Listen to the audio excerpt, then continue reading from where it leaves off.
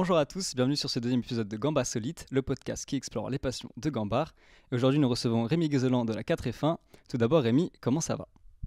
Ça va super et toi? Moi, ça va bien. Alors, je vais commencer par une petite présentation. Alors, tu t'appelles donc Rémi Guézelan, tu vis à Noréa, tu as 19 ans, tu es en OC musique et tu es passionné de musique, tu joues de plusieurs instruments, mais tu fais aussi quelque chose de plus spécial, le beatbox. Alors pour commencer, peux-tu définir simplement ce qu'est le beatbox pour les gens qui ne savent pas ce que c'est? Du coup, le beatbox, c'est le fait de imiter les instruments avec la voix et en fait tout ce qu'on peut avec sa bouche et sa voix. Et en particulier, on imite la batterie. Et depuis combien de temps fais-tu du beatbox? J'ai commencé en deuxième du CO à m'y mettre assez sérieusement, donc ça fait 4-5 ans maintenant. Et t'as découvert comment? En fait, c'était un ami il y a très longtemps en primaire qui en faisait un petit peu. Et moi, j'ai commencé un petit peu à m'intéresser parce que je faisais de la batterie depuis très longtemps. Du coup, j'ai toujours aimé les rythmes et tout ça. Et après, je me suis dit que c'était quand même cool de pouvoir faire. Enfin, de pas avoir à se trimballer avec sa batterie. Et du coup, j'ai appris ça. Et du coup, qu'est-ce qui te plaît dans le beatbox en particulier? J'aime bien cette idée déjà d'avoir besoin d'aucun instrument pour faire de la musique. Et j'aime aussi beaucoup l'idée de découvrir toutes les possibilités qu'on a avec seulement notre bouche et de vraiment explorer tous les sons qu'on est capable de sortir. Alors comment as-tu appris le beatbox? Alors ça, c'est vraiment la question piège. C'était vraiment beaucoup d'exercices euh, avec YouTube dans ma chambre seul, mais très très très rigoureux, on va dire, comme exercice parce qu'il faut répéter plusieurs fois par jour, tous les jours, pour que ça finisse par venir. Et au début, quand j'étais vraiment à fond là-dedans, je pense que j'étais peut-être un petit peu addict aussi. Et ça m'a vraiment permis de beaucoup progresser. Mais donc beaucoup d'essais, aussi demander de l'aide sur des forums et des choses comme ça, parce qu'il n'y a vraiment rien euh, autre que sur Internet en fait. Ok, et maintenant que tu as appris, est-ce que t'entraînes régulièrement et dans ce cas, quelle est ta routine d'entraînement? Alors voilà, j'ai j'ai un gros inventaire de sons, donc j'apprends plus tellement des sons, mais j'essaie plutôt de perfectionner ceux que j'ai déjà. Et donc quand j'ai des routines d'entraînement, bah, je commence. Enfin, il n'y a pas vraiment de règles, juste je fais les sons que je travaille, que j'ai envie de travailler, je les fais en priorité. Puis après, dès que j'ai le temps, je m'amuse, je fais d'autres choses. Mais le principal, c'est de commencer un peu lentement, pas trop fort, et puis comme ça, on se fatigue pas trop. Puis de boire beaucoup d'eau. Et après, voilà, pour moi, l'important, c'est aussi de s'amuser. Donc, essayer ouais, de faire du freestyle et des choses comme ça pour voir où ça peut mener. Et est-ce que selon toi, le beatbox est une passion qui prend du temps? Euh, Maintenant, moins. Mais avant, ça m'en prenait vraiment beaucoup. Je faisais presque ça, en fait, en apprentissage de musique. Du coup, ça m'a pris vraiment beaucoup de temps. Mais maintenant, j'ai j'ai plus du tout besoin d'autant de temps de travail. Et du coup, ça me permet de juste m'amuser, en fait, quand je le fais. Donc, je vois pas vraiment ça comme une corvée. Et puis, je fais ça quand j'ai le temps. Et donc, franchement, c'est pas trop... De ce côté-là, c'est pas trop embêtant. Je pense que c'est même moins exigeant qu'un instrument normal actuellement. On a une autre question. Est-ce que tu suis les compétitions à l'international? Parce que dans le beatbox, il y a aussi tout cet aspect battle et on se demandait si c'était quelque chose qui t'intéressait ou que tu suivais. Est-ce que ça t'a déjà intéressé ou alors tu vois ça plutôt comme une autre façon de faire de la musique sans voir un aspect très compétitif? En fait, enfin, j'ai commencé à être passionné par ces battles-là, donc avec Swiss Beatbox, qui font des très grandes compétitions. Et donc j'ai découvert le beatbox à travers ça. Ça m'a permis vraiment d'apprendre beaucoup. Mais maintenant, je suis plus du tout les côtés battle. Je suis seulement les beatboxers qui font vraiment de la musique pure, quoi, qui font pas dans une idée de compétition. Donc, ouais, je trouve que c'est un bon moyen d'apprendre aussi pour ceux qui participent. Ils sont obligés d'apprendre beaucoup. Mais actuellement, je vois un peu moins le côté musical dans ça. Et y a-t-il des beatboxers du coup qui t'inspirent dans ta façon de beatboxer? Ou Alors, bien qui ont été importants? excuse-moi, tu veux? Non, ça va. Ok. Euh, en fait, j'ai découvert le beatbox à travers un beatboxer qui s'appelle Codefish, qui est australien, que j'ai découvert du coup à travers Swiss Beatbox. Et je suis tombé complètement fan et je le suis toujours actuellement. J'adore vraiment tout ce qu'il fait et ça m'a beaucoup intéressé de l'imiter en fait. Donc j'ai appris tous les sons qu'il fait lui pour après créer mon propre inventaire, mon propre style. Et en fait, le fait qu'il mêle au beatbox le chant et les, beaucoup de musicalité, ça me plaît beaucoup. Ok, et du coup, est-ce que tu postes ce que tu fais en beatbox sur une plateforme? Alors, je poste un petit peu sur Instagram et TikTok. J'ai pas beaucoup parce que c'est un peu compliqué de faire bien sonner le beatbox. Il faut beaucoup de... C'est pas comme avec un instrument. Pour que ça sonne bien, il faut un micro, il faut mixer derrière. Donc ça demande beaucoup de travail en fait. Mais donc ouais, sur les réseaux, je poste tout ce que je fais donc dans la musique et donc un petit peu de beatbox aussi. Alors très bien, tout d'abord, merci beaucoup. Et puis maintenant, on va passer à une autre phase de l'interview. On va te passer un extrait d'un morceau qui s'appelle Insomnie, que tu as fait dans le cadre de ton TM, si je ne me trompe pas. Et on va tout simplement l'écouter ici. On en parlera juste après.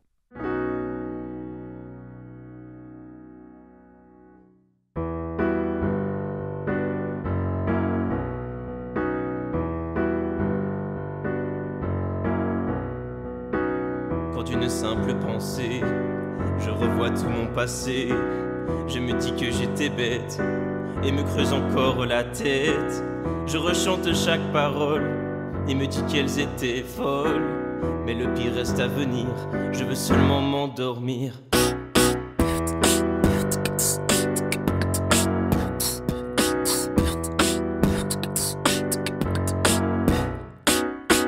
De mes phrases déplacées à mes regrets bien fondés, je continue mon enquête, quitte à en perdre la tête. Cette montagne de honte que je monte et remonte me donne envie d'en finir et de seulement m'endormir.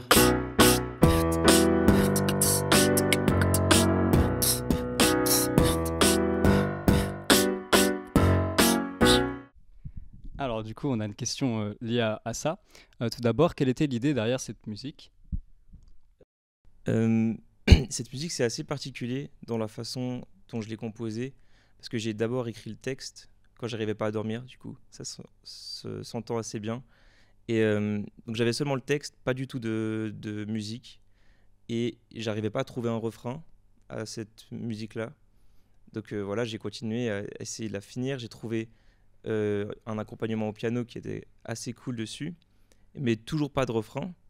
Et au final, je me suis dit, bah, pourquoi pas essayer, au lieu de chercher des mots pour les mettre sur le refrain, mettre du beatbox. Et j'ai trouvé que ça sonnait assez bien. J'ai fait écouter à des gens qui m'ont comparé à Stromae, donc j'ai trouvé ça assez cool. Du coup, j'ai gardé ça comme ça. Et c'est devenu une de mes musiques que je préfère jouer en live. Donc je suis assez content de celle-là. Donc du coup, t'as un peu répondu à notre deuxième question, mais notre question c'était pourquoi avoir choisi d'y inclure des rythmiques dans beatbox et pas des instruments digitaux par rapport aux rythmiques? Alors ça, c'était une envie de moi, en fait. Quand j'ai créé l'album, je voulais vraiment un album où je puisse le jouer en live complet, seulement avec un piano et ma voix, du coup, ou le beatbox. Et donc j'avais vraiment cette envie de pas avoir plusieurs pistes, que je puisse vraiment montrer. En fait, ça montre vraiment comment moi je compose cet album-là, parce que des fois il y a seulement du piano, des fois il y a du piano-voix, des fois piano beatbox. Et c'est vraiment comme ça que moi je l'ai créé en fait cet album. Comme ça te donnait plutôt un peu plus de liberté du coup, comme ça t'es juste tout seul avec tes instruments et tu fais... C'est ça, en fait, je me perdais moins parce que j'étais assez limité du coup. Je pouvais pas mettre beatbox, plus voix, plus le piano, mais c'était plus simple parce que c'est comme ça que je compose, donc forcément après le résultat il est identique à comment je l'ai composé, quoi. Et du coup, quel est le son en beatbox qui t'a posé le plus de problèmes à apprendre? Ça s'appelle le lips roll. donc en français roulement de lèvres. Et je me souviens très bien parce que c'est un son un peu emblématique quand on apprend le beatbox. Et j'ai dû passer un mois entier, tous les jours. C'était un mois de confinement en plus, donc je pense que ça compte un peu double. Et tous les jours à faire des exercices que j'avais vus sur internet jusqu'à choper la bonne position. Et du coup, ça donne ça. Et ça, c'était vraiment dur à l'avoir. Et celui-là, en fait, il débloque tellement d'autres sons derrière que c'était un peu la base. Quand je voulais apprendre des sons, forcément que je voulais apprendre celui-là. Ok, merci beaucoup. Et du coup, est-ce que tu as un son préféré ou signature en beatbox? Un son préféré, pas forcément, mais un son signature. En fait, c'est un son que j'ai vu chez personne, donc je pense qu'on pourrait l'appeler son signature. J'en avais même parlé sur des forums pour savoir ce que c'était, et personne ne le connaissait. Donc c'est une caisse claire. Ouais, c'est une caisse claire que je fais de manière un peu étrange, comme ça. Et ouais, c'est une caisse claire inspirée, donc c'est assez pratique parce que des fois il faut quand même un peu respirer quand on fait du beatbox.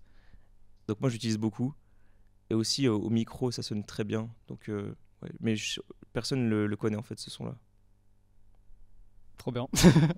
Alors, on a une autre question qui est plus liée au matériel. De quoi on a besoin pour faire du beatbox? Et puis une autre question qui rejoint, c'est quel logiciel utilises-tu pour t'enregistrer? Alors du coup pour apprendre le beatbox il n'y a pas besoin de matériel. C'est ça qui est cool.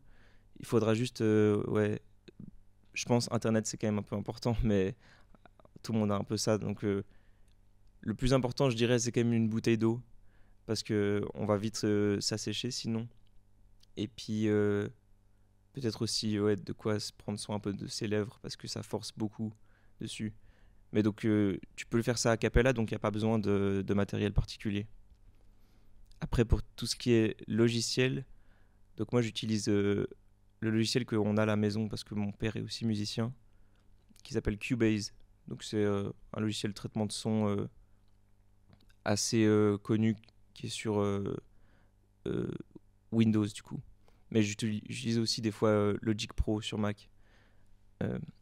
Mais ça, en fait, j'ai pas besoin de tellement de choses actuellement parce que en fait, j'ai pas trop les compétences pour mixer, donc j'ai pas besoin d'un très bon logiciel. Donc ça me suffit très bien Cubase pour après arranger un petit peu après l'enregistrement, quoi. Ok, et du coup, de quels autres instruments sais-tu jouer? Alors, je sais faire de la batterie, ça j'ai appris depuis tout petit. Je fais du piano depuis 3 ans, là. J'ai appris au collège et récemment j'ai commencé un peu à toucher à la guitare et au ukulélé, mais ça c'est juste un peu pour m'amuser, on va dire. Du coup, tu fais plutôt de la guitare acoustique ou bien t'as déjà essayé un peu avec l'électrique? Ou bien c'est trop tôt? Plutôt acoustique. Et c'est vrai que c'est assez différent, les deux. Donc j'aimerais bien essayer aussi électrique, mais j'ai pas trop eu l'occasion encore. Et du coup, on en a peut-être déjà parlé, mais vois-tu le beatbox comme un instrument à part ou un outil à coupler à d'autres instruments? Pour moi, c'est un instrument complet, au même titre que la voix, par exemple. Et en fait, on peut faire tellement de choses avec que je trouve pas qu'il y a besoin d'un autre instrument en même temps. Quand on voit des beatboxers qui font des routines entières ou des chansons complètement reprises simplement avec le beatbox et leur voix, je trouve ça assez cool et ça montre ouais, qu'il n'y a pas besoin de forcément autre chose avec. Fais-tu partie d'un groupe? Alors je fais partie d'un groupe de musique en tant que pianiste qui s'appelle Alibi. Donc dans ce groupe il y a donc moi en pianiste et 2 guitaristes et on accompagne pour l'instant principalement une chanteuse qui s'appelle Ima. Donc on l'accompagne pour composer, faire des reprises, faire des concerts, etc. Qu'est-ce que tu préfères en beatbox? Improviser, faire des covers ou créer toi-même tes tracks? C'est une bonne question.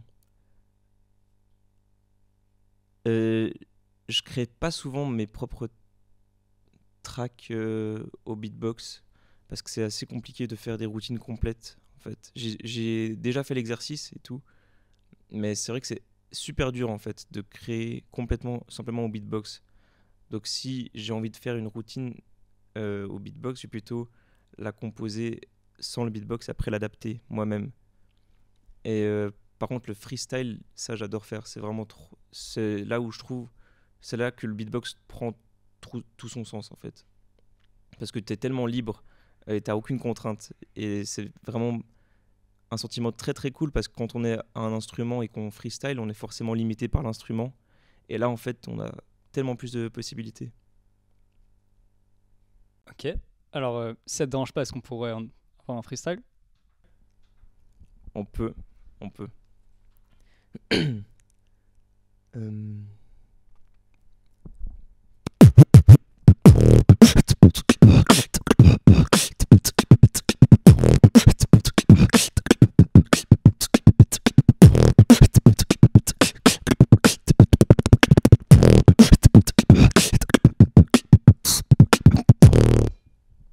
Merci beaucoup. Avec plaisir. Donc, on arrive bientôt à la fin. Est-ce que tu as quelque chose à promouvoir ou pas forcément? Bah, si ça vous intéresse ce que je fais, du coup, vous pouvez venir voir mes réseaux. Donc, c'est RIM, RIM, tiré-du-bas, musique sur Instagram ou sur TikTok, comme vous préférez. Alors voilà, cette émission touche maintenant à sa fin. Merci à toi Rémi d'avoir accepté de venir. Merci à vous chers auditeurs d'avoir suivi ce podcast. On se retrouve sous peu pour une émission où on accueillera Lana Colliard qui nous parlera de l'aviation. En attendant, n'hésitez pas à vous abonner et à bientôt sur Gamba Solite.